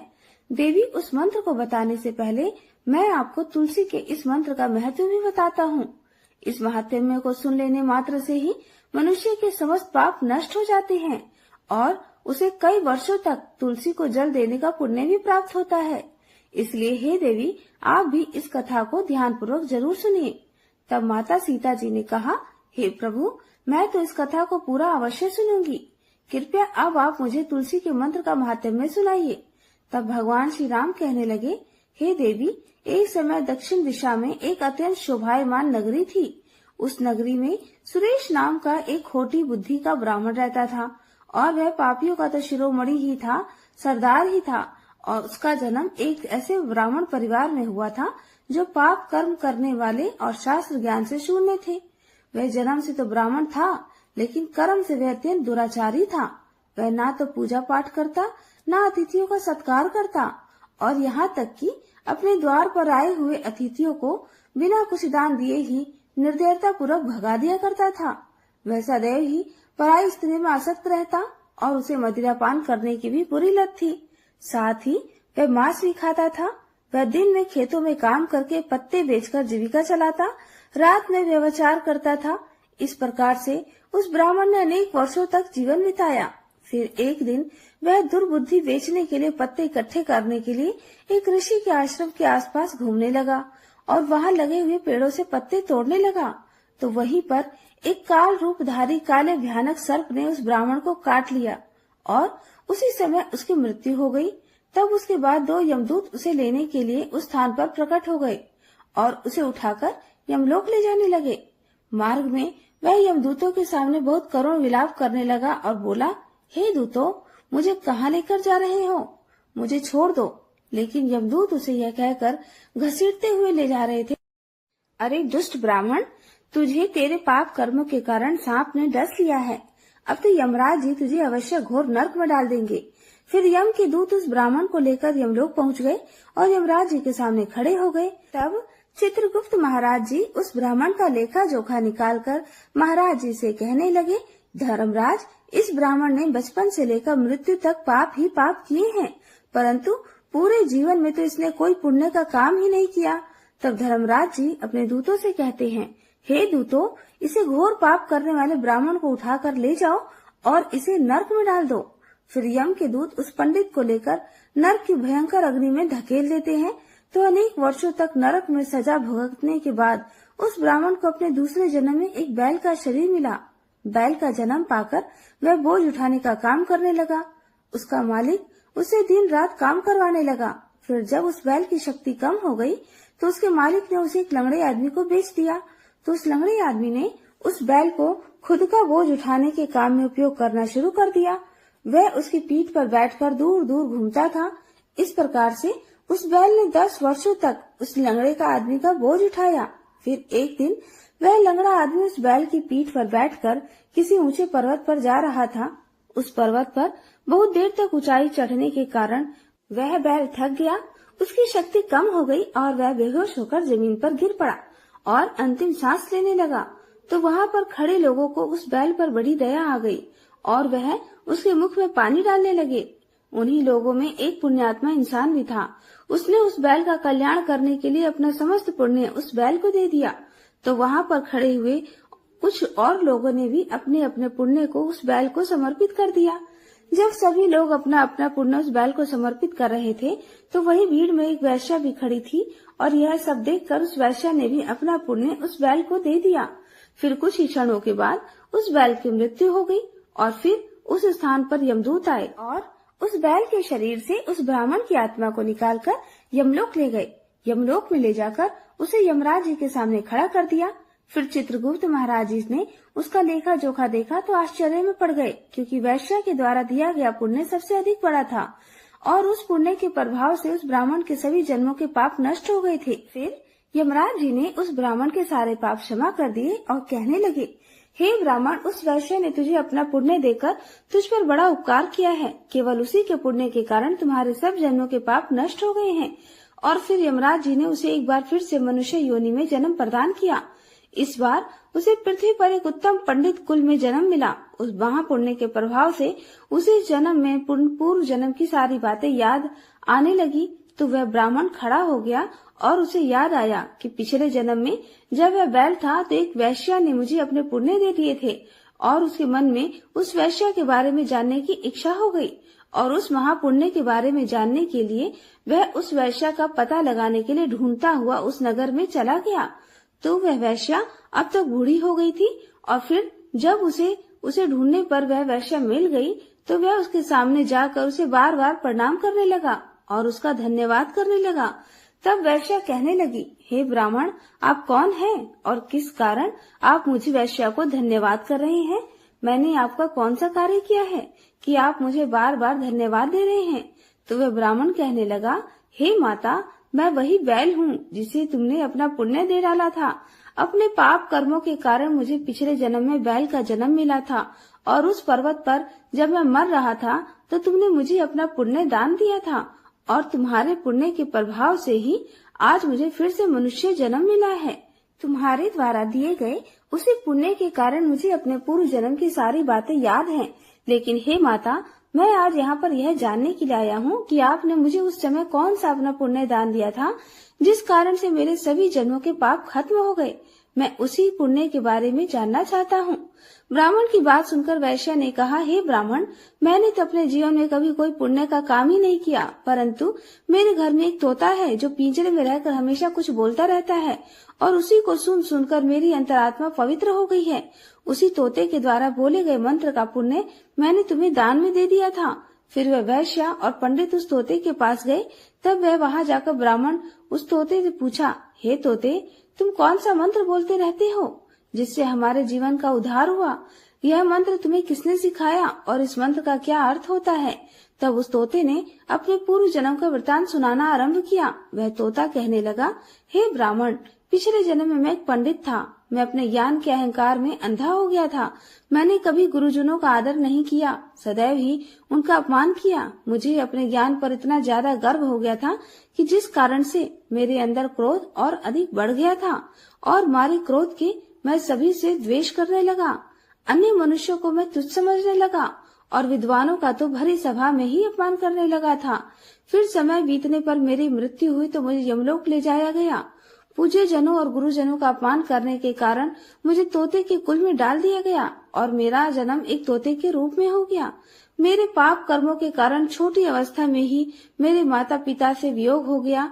फिर मैं पेड़ की छाल पर बैठकर रो रहा था तो उसी स्थान से कुछ ऋषि जा रहे थे। उन्होंने मेरी दयनीय दशा पुकार सुन ली और मुझे लेकर अपने आश्रय में चले गए। वहाँ उस आश्रम में उन्होंने मुझे एक सुंदर पिंजरे में रखा और मेरा बहुत ही अच्छी तरह से ख्याल रखा। वह मुझे रोज भोजन दिया करते थे, पढ़ाते थे।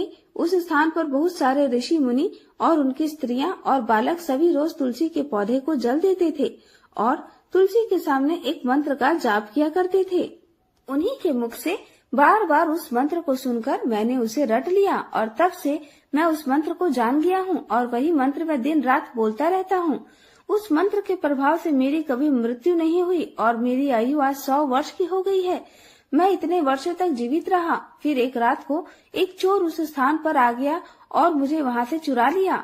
फिर इस वैश्य ने मुझे उस चोर से खरीद लिया और इस वैश्य के घर के आने के बाद भी मैं उस मंत्र को बोलता रहता हूँ, जिसे सुनकर इस वैश्य का मन भी पवित्र हो गया है और इस वैश्य का काम छोड़कर भगवान श्री हरि का भजन कीर्तन करना प्रारंभ कर दिया है और उसी मंत्र के प्रभाव से इस वैश्य की आत्मा भी पवित्र हो गई है। हे ब्राह्मण, उस मंत्र के पुण्य से अब आप भी मुक्त हो गए हैं। इस प्रकार से तोते ने उस ब्राह्मण को वैश्य को सारा वृतांत सुना दिया, जिसे सुनकर वह पंडित और वैश्य दोनों ही अत्यंत प्रसन्न हुए और फिर वे दोनों ही रोज तुलसी को जल देकर उस मंत्र का जाप करने लगे। फिर वह तोता, वैश्य और वह ब्राह्मण तीनों उस मंत्र के प्रभाव से दिव्य विमानों में बैठकर भगवान श्री विष्णु के लोक चले गए। यह सारा वृतांत सुनकर भगवान श्री राम कहते हैं, हे देवी, देखा आपने, केवल तुलसी के इस मंत्र के प्रभाव से ही तोते, उस वैश्य और उस पंडित के सभी पाप नष्ट हो गए। इसलिए सभी मनुष्य रोज तुलसी को जल देते समय एक मंत्र का उच्चारण अवश्य करें। हे देवी, वह मंत्र इस प्रकार है, जिसे आप ध्यान से सुनिए। ओम श्री हरि प्रिया नमः, ओम श्री हरि प्रिया नमः, ओम श्री हरि प्रिया नमः। जो भी स्त्री नित्य तुलसी के समक्ष इस मंत्र का उच्चारण करेगी वह सौभाग्यशाली बनेगी। जो भी पुरुष तुलसी के सामने इस मंत्र का उच्चारण करेंगे उसे अपार धन की प्राप्ति होगी। जिस घर के सामने नित्य तुलसी की पूजा की जाएगी उस घर में साक्षात माँ लक्ष्मी का वास होगा। तुलसी जी का यह मंत्र राजकल्प तरु है। यह समस्त फलों को प्रदान करने वाला है। इसलिए जो भी तुलसी के सामने इस मंत्र का उच्चारण करेगा उसे संपूर्ण सिद्धियां प्राप्त होंगी। स्त्रियों को सदैव ही स्नान करके अपने बाल बांधकर मांग में सिंदूर भरकर नित्य तुलसी को जल देकर इस मंत्र का उच्चारण करना चाहिए। रोज तुलसी के पौधे की परिक्रमा करने के साथ ही सभी पाप नष्ट हो जाते हैं। रोज शाम के समय तुलसी के पास दीपक जलाएं और तुलसी के पास बैठकर भगवान विष्णु की आराधना करें। तुलसी के पास दीपक जलाने से मनुष्य को धन धान्य की प्राप्ति होती है। हजारों अमृत घड़ों से नहाने पर भी श्री हरि की इतनी तृप्ति नहीं मिलती जितनी मनुष्य के द्वारा तुलसी का एकमात्र एक पत्ता चढ़ाने से ही हो जाती है। 1000 गायों के दान से मनुष्य जो फल प्राप्त करता है वही फल तुलसी के पत्ते के दान करने से पा लेता है। तो इस प्रकार भगवान श्री राम ने माता सीता जी को तुलसी जी का महात्म्य सुनाया। तो यह थी तुलसी माता की कथा। सभी प्रेम से मिलकर बोलिए तुलसी मैया की जय, श्री हरि विष्णु भगवान की जय। कहते हैं कि श्रद्धा और भक्ति के साथ की गई आराधना में बहुत शक्ति होती है। प्रभु की मूर्ति पाषाण की ही होती है, लेकिन भक्त के भाव से उसमें प्राण प्रतिष्ठा हो जाती है और स्वयं प्रभु उसमें विराजते हैं। तो आइए सुनते हैं एक बहुत ही सुंदर कथा। एक साधु महात्मा जी श्री रामायण जी की कथा सुनाते थे। वो कथा इतनी सुंदर सुनाते थे कि उनकी कथा सुनकर लोग आनंद विभोर हो जाते थे। साधु महात्मा का एक नियम था। प्रतिदिन जब भी वे कथा शुरू करते थे तो कथा प्रारंभ करने से पहले वह हनुमान जी को कथा सुनने के लिए आमंत्रित करते थे। वह जहाँ पर कथा सुनाते थे वहाँ उन्होंने कथा के स्थान पर हनुमान जी को विराजमाने के लिए आसन के रूप में गद्दी भी रखी हुई थी और इस पर उन्हें बुलाते थे, आइए हनुमान जी विराजिए। ऐसा कहकर हनुमान जी का आह्वान करते थे। उसके बाद वह 1 घंटे तक कथा सुनाते थे। एक महाशय प्रतिदिन राम कथा सुनने आते थे। वह भक्ति भाव से कथा सुनते थे, लेकिन एक दिन उनके मन में विचार आया कि कि साधु महात्मा जी प्रतिदिन कथा शुरू करने से पहले कहते हैं कि आइए हनुमान जी विराजिए। ऐसा कहकर हनुमान जी को बुलाते हैं। तो क्या वास्तव में हनुमान जी यहाँ आते होंगे? बस ऐसा विचार आते ही एक दिन उन्होंने साधु महात्मा जी से पूछ ही लिया कि हे महाराज, आप रामायण की कथा बहुत अच्छी सुनाते हैं, हमें बड़ा आनंद आता है, लेकिन आप जो गद्दी प्रतिदिन हनुमान जी को देते हैं उस पर क्या हनुमान जी वास्तव में विराजमान होते हैं? साधु महात्मा जी बोले कि हाँ, यह मेरी श्रद्धा है। हनुमान जी का वचन है कि जहाँ राम कथा सुनाई और सुनी जाती है वहाँ हनुमान जी अवश्य ही पधारते हैं। उस व्यक्ति ने कहा कि हे महाराज, हनुमान जी यहाँ पर आते हैं, इस पर हम कैसे विश्वास करें? आप इसका कोई ठोस प्रमाण दीजिए। आपको यह प्रमाणित करके दिखाना चाहिए कि हनुमान जी आपकी कथा सुनने के लिए प्रतिदिन आते हैं। महाराज ने उसे बहुत समझाया कि आस्था को किसी प्रमाण की कसौटी पर नहीं कसना चाहिए। यह तो भक्त और भगवान के बीच का प्रेम रस है, व्यक्तिगत श्रद्धा का विषय है। आप कहो तो मैं प्रवचन करना बंद कर दूं या फिर आप कथा में आना छोड़ दो, लेकिन हे प्रिय भक्तों, वह व्यक्ति माना ही नहीं और महाराज से कहता ही रहा कि आप कई दिनों से दावा करते आ रहे हैं। यह बात और स्थानों पर भी आप कहते होंगे। इसलिए हे महात्मन, आपको तो प्रमाणित करना ही होगा कि हनुमान जी कथा सुनने ही आते हैं। और इस तरह दोनों के बीच विवाद होता रहा और अंत में साधु महात्मा जी ने कहा कि हनुमान जी आते हैं या नहीं, इसका प्रमाण मैं कल आपको दूंगा। कल कथा प्रारंभ होने से पहले एक प्रयोग करेंगे। हनुमान जी को मैं जिस गद्दी पर विराजित होने को कहता हूँ, आप उस गद्दी को आज अपने घर ले जाना और कल अपने साथ वह गद्दी लेकर आना। उसके बाद मैं गद्दी यहाँ रखूंगा। कथा का आरंभ करने से पहले हनुमान जी को बुलाऊंगा। कुछ समय के बाद आप गद्दी उठाकर देखना। यदि आपने गद्दी उठा ली तो समझना कि हनुमान जी नहीं आए हैं। वह व्यक्ति इस कसौटी के लिए तैयार हो गया। साधु महात्मा ने कहा, हम दोनों में से जो पराजित होगा वह क्या करेगा? क्या इसका निर्णय भी कर ले? यह तो सत्य की परीक्षा है। यह सुनकर उस व्यक्ति ने कहा कि मैं गद्दी नहीं उठा पाया तो आपसे दीक्षा ले लूंगा, लेकिन हे साधु महात्मा, अगर आप पराजित हो गए तो आप क्या करोगे? फिर साधु महात्मा जी ने कहा, मैं कथा वाचन छोड़कर आपका सेवक बन जाऊंगा। हे प्रिय भक्तों, अगले दिन कथा सुनने के लिए बहुत ज्यादा भीड़ इकट्ठी हो गई। सभी लोग भक्ति, प्रेम और विश्वास की परीक्षा देखने आ पहुँचे। साधु महात्मा और वह व्यक्ति कथा के स्थान पर आए। उस व्यक्ति ने गद्दी महाराज के हाथ में दी। प्रतिदिन हनुमान जी को विराजित होने के लिए जहाँ गद्दी रखते थे उसी स्थान पर वह रखी गई। महात्मा जी ने बड़े ही दुखी हृदय से मंगलाचारण किया और बोले, आइए हनुमान जी विराजिए। ऐसा बोलते ही साधु महाराज की आंखों में आ गए आंसू। मन ही मन महाराज बोले, हे प्रभु, आज मेरी नहीं आपकी ही परीक्षा है। मैं तो एक साधारण सा व्यक्ति हूँ। हे प्रभु, मेरी भक्ति और आस्था की लाज रखना। साधु महाराज ने प्रार्थना की और उस व्यक्ति को गद्दी उठाने के लिए निमंत्रण दिया। हे प्रिय भक्तों, सभी की आंखें गद्दी पर जम गई। साधु महाराज बोले कि हे महाशय, आप गद्दी उठाइए। उस व्यक्ति ने गद्दी उठाने के लिए हाथ बढ़ाया, लेकिन आश्चर्य की बात यह है कि वह गद्दी को स्पर्श भी नहीं कर पा रहा था। जो भी कारण रहा हो, उसने 3 बार हाथ बढ़ाया, लेकिन तीनों बार गद्दी को छू भी नहीं पाया। महाराज जी भी देख रहे थे कि गद्दी तो उठाना तो दूर की बात है, व्यक्ति गद्दी को छू भी नहीं पा रहा। तीनों बार प्रयास करने पर वह पसीने से तरबतर हो गया। वह व्यक्ति समझ गया कि यह साक्षात हनुमान जी का ही चमत्कार है और वह साधु महात्मा के चरणों में गिर पड़ा और बोला, हे महाराज, गद्दी उठाना तो दूर, पता नहीं ऐसा क्या हो रहा है कि मेरा हाथ भी गद्दी तक नहीं पहुंच पा रहा है। मैं अपनी हार स्वीकार करता हूँ। जिस प्रकार उस व्यक्ति ने कहा था उसी अनुसार उसने साधु महाराज से दीक्षा ली और भगवान की सेवा में जुड़ गया। हे भक्तों, तभी तो कहा जाता है कि श्रद्धा और भक्ति के साथ की गई आराधना में बहुत शक्ति होती है। प्रभु की मूर्ति पत्थर की ही होती है, लेकिन भक्त के भाव से उसमें प्राण प्रतिष्ठा हो जाते हैं और स्वयं प्रभु उसमें विराजते हैं। अब सुनिए अन्नपूर्णा माता की कथा। माँ अन्नपूर्णा व्रत की कथा के अनुसार प्राचीन समय की बात है। काशी निवासी धनंजय की पत्नी का नाम सुलक्षणा था।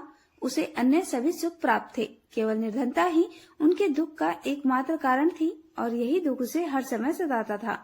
एक दिन सुलक्षणा अपने पति से बोली, स्वामी आप कुछ उद्यम करो तो काम चले, इस प्रकार कब तक काम चलेगा।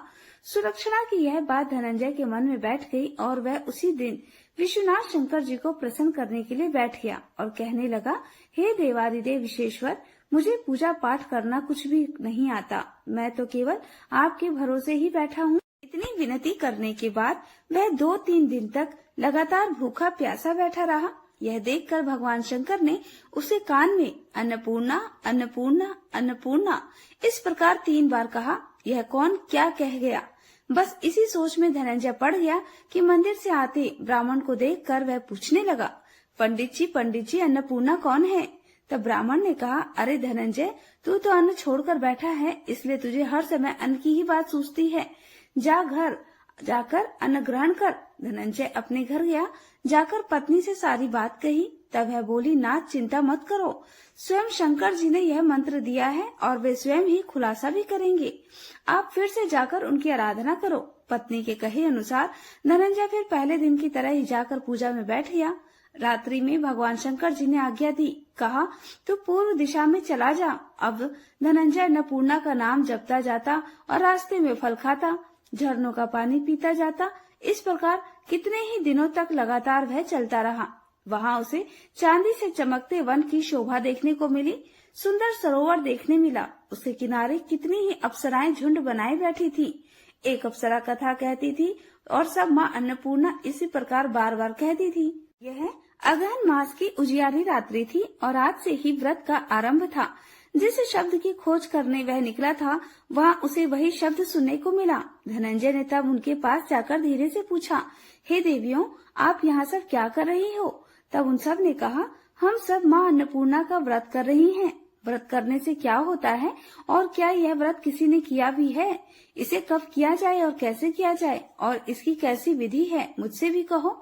धनंजय के कहने पर वे अप्सराएं कहने लगी, इस व्रत को कोई भी कर सकता है। 21 दिन व्रत करने के लिए 21 गांठ वाला सूत लेना, 21 दिन यदि ना कर पाए तो 1 दिन का ही उपवास करें और यह भी ना करें तो केवल कथा सुनकर ही प्रसाद ले ले। निराहार रहकर कथा कहें। कथा सुनने वाला कोई न मिले तो पीपल के पत्तों को रखकर सुपारी या घृत कुमारी यानी गवार पाठ को वृक्ष के सामने रखकर दीपक को साक्षी बनाकर सूर्य, गाय, तुलसी या महादेव को बिना कथा सुनाए मुख में अन्न मत डालना। यदि भूल से कुछ पड़ जाए तो 1 दिवस फिर उपवास करें। व्रत के दिन क्रोध ना करें और झूठ ना बोले। अप्सराओं के द्वारा विधि बताने पर धनंजय बोला, फिर बताइए इस व्रत के करने से क्या होगा। तब वे कहने लगी, इसके करने से अंधे को नेत्र मिल जाता है, लूलों को हाथ मिल जाता है, निर्धन के घर धन के भंडार भर जाते हैं, बंजार को संतान मिलती है, मूर्ख को विद्या मिलती है और जो जिस कामना से व्रत को करता है माँ उसकी वह हर कामना पूर्ण करती है। धनंजय कहने लगा, बहनों, मेरे घर में भी धन नहीं है, विद्या नहीं है, कुछ भी तो नहीं है मेरे पास। मैं तो दुखिया ब्राह्मण हूँ, मुझे इस व्रत का सूत दोगी क्या। हाँ भाई, तेरा कल्याण हो, हम तुझे सूत देंगी, ले इस व्रत का मंगल सूत ले ले। तब धनंजय ने उन अप्सराओं से सूत लेकर व्रत को किया। व्रत पूरा हुआ तभी सरोवर में से 21 खंड की स्वर्ण सीढ़ी हीरा मोती जड़ी हुई प्रकट हुई। धनंजय जय अन्नपूर्णा कहता जाता था। इस प्रकार जाने कितनी ही सीढ़ियां वह उतरता गया।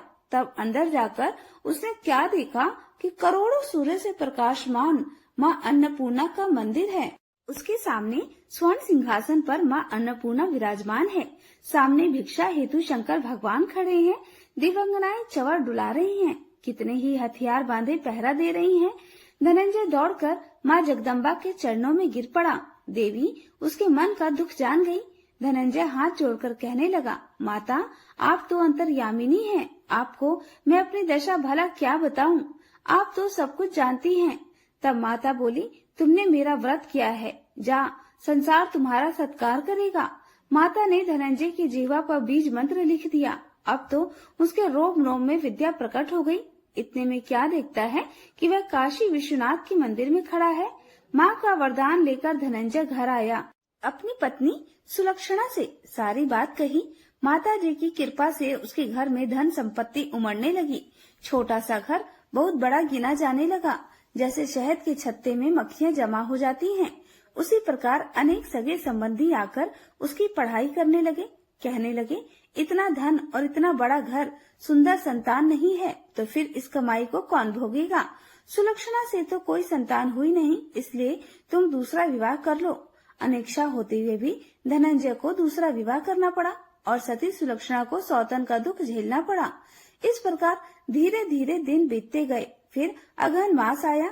नए बंधन से बंधे पति से सुलक्षणा ने कहलवाया कि इस व्रत के प्रभाव से ही हम सुखी हुए हैं, इस कारण यह व्रत छोड़ना नहीं चाहिए। यह माता जी का प्रताप है जो हम इतने संपन्न और सुखी हुए हैं। सुलक्षणा की बात सुनकर धनंजय उसके यहाँ आया और व्रत में बैठ गया। नई बहू को इस व्रत के बारे में कुछ भी पता नहीं था। वह तो धनंजय के पास घर लौटने की राह देख रही थी।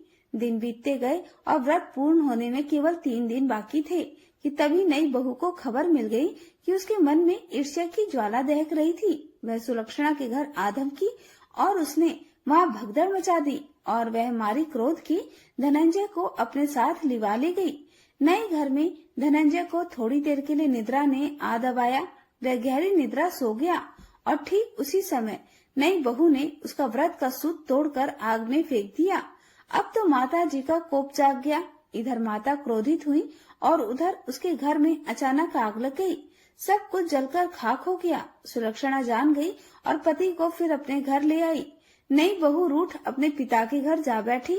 पति को परमेश्वर मानने वाली सुलक्षणा बोली, नाथ घबराना नहीं, माता जी की कृपा अलौकिक है। पुत्र कुपुत्र हो जाता है पर माता कभी कुमाता नहीं होती, इसलिए आप श्रद्धा और भक्ति से आराधना शुरू करो, वे हमारा कल्याण जरूर करेंगी। धनंजय फिर माता के पीछे पड़ गया। फिर वही सरोवर सीढ़ी प्रकट हुई और उसमें वहाँ माँ अन्नपूर्णा कहकर उतर गया। वहाँ जाकर माता के चरणों में करुण कुंद्रन करने लगा, विलाप करने लगा। माता प्रसन्न होकर बोली, यह मेरी स्वर्ण की मूर्ति ले, उसकी पूजा करना, तू फिर सुखी हो जाएगा। जा, तुझे मेरा आशीर्वाद है। तेरी पत्नी सुलक्षणा ने श्रद्धा से मेरा व्रत किया है, उसे मैंने पुत्र का वरदान दिया है।